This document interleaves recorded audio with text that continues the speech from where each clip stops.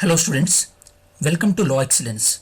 In this video, we are going to discuss about force majeure.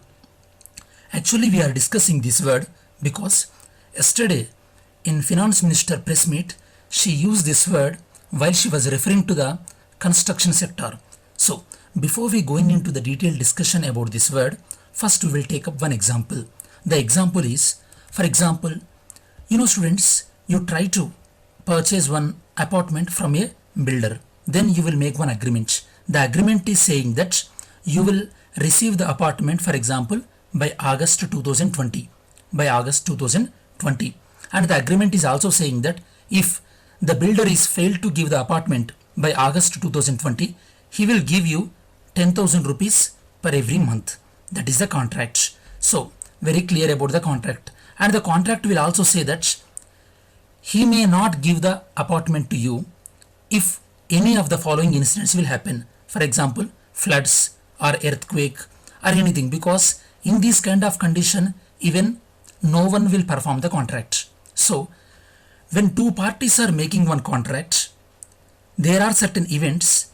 In those events, the contract will not be performed.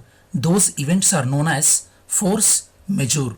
Generally, those events will be act of God. For example, as I told you, earthquake and these kind of things, war, terrorism, and act of government. For example, government announced lockdown.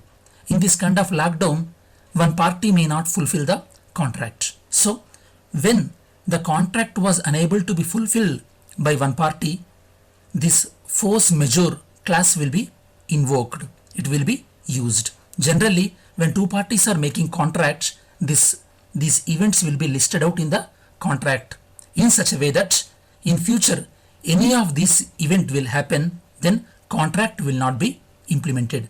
This word is mentioned indirectly under section 32 of Indian Contract Act 1872. One more word we are going to discuss, that is frustration of contract. For example, there are two parties, they did not make any agreement between them. Okay, for example, you requested one catering company for your for your domestic function, a catering company. So due to lockdown, the catering company was unable to fulfill their service to you.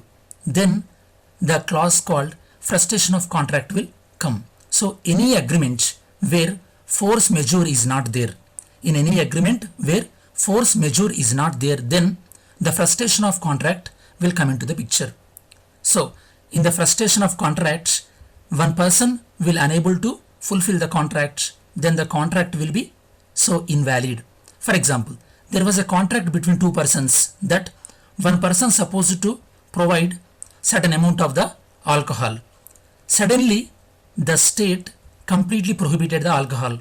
Then, can the person will fulfill the contract? No, he cannot fulfill the contract because then it will become unlawful. In that case also, the frustration of contract will come into the picture. This was mentioned under section 56 of the Indian Companies Act.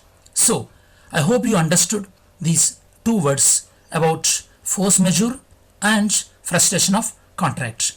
Thanks for watching this video. See you in next video.